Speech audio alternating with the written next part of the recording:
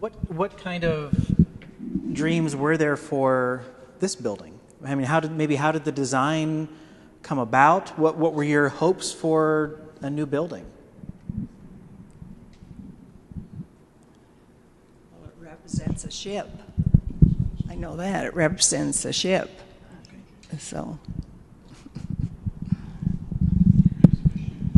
This represents a ship. I've been told it's Noah's Ark. I think they had the committee, building fund committee, and everybody had gone to Denver to look at a church that had some similar qualities or similar design. Am I right, Jim? Is that part of it?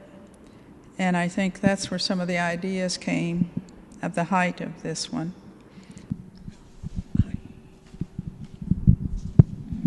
The only thing I recall on that is I seem to recall, is that Pastor England had worked with the architect prior to the church considering building, and I believe Jim Hunter was the architect, and I believe he was in Aurora, Colorado. Anyhow, Pastor England, I believe, had worked with Jim Hunter previously and appreciated his style of architecture, and that was an influence for Pastor.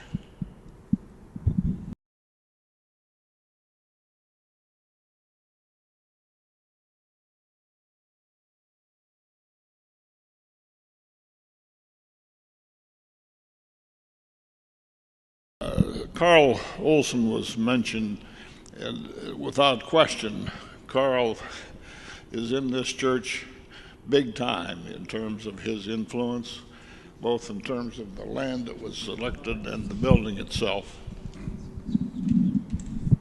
I'd just like to say that the Olson family, Carl also built this church at no cost. His firm did not take any profit. It was built at cost. He just paid overhead. So, pretty nice family.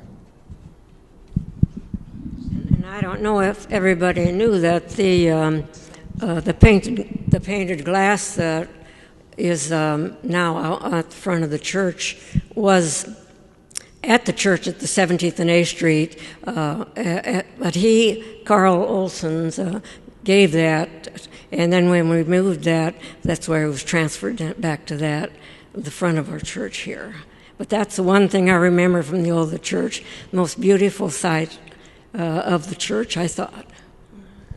One of the things, when they built this church, I was not here in town, even though I was temporarily out in Grand Island, but I know my mother worked really diligently on putting that cross together, worked hard on that, and I just joyfully see it every time I come to church. It's a blessing here. It's beautiful. We had confirmation lessons around that cross. Oh, did you? Well, yeah, the significance of the pieces of tile. Mm-hmm. Yeah, they do have the wound marks. Yeah, the black. And we may not notice that, but they are significantly, they're intended to be that way. They cut the pieces out the shape they wanted, and then had the design of what, I think there was a specific design, like numbers on which piece would go where. I bet. The architect that was from Colorado, I think his name was Jim Hunter. Mm-hmm. I think so. That's right. And did the design on the original building, and then actually laid out how he thought that cross would be. One of the things I remember too is, and this might be because of confirmation, Pastor England was the pastor, and when he was building this church, all the red carpets, and we had the red doors and all that stuff, we went over to his house. He had red carpet in his house and everything. He thought red was the warming thing, so I remember going over to his house to see that. I just remember everybody saying, we're going to the tallest hill in Lincoln. And then with nothing else around here, when you built this church on here with this big steeple, you could see it for a long ways away. Yes, you could. Before the trees got built up and all the other stuff. We had some of the best choirs, I think, in town. some of the singers in the choir became metropolitan singers, the Andersons. Does anybody remember the Andersons? Yes, I remember the They would Andersons. come back from time to time and sing at some of the Christmas services, etc., and they were powerful.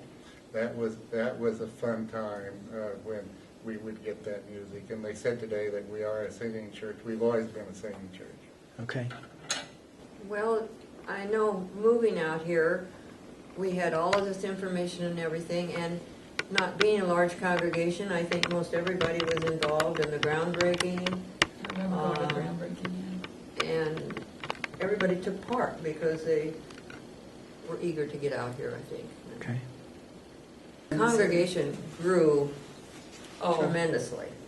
yeah. I mean, we ended up 1,800 people at least. Well, the neighborhood around here grew up It started really to grow. fast.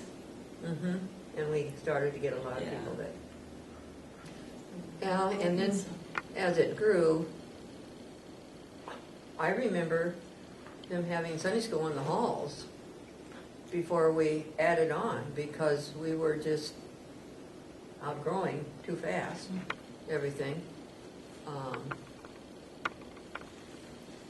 And then we added on, and then we added on again.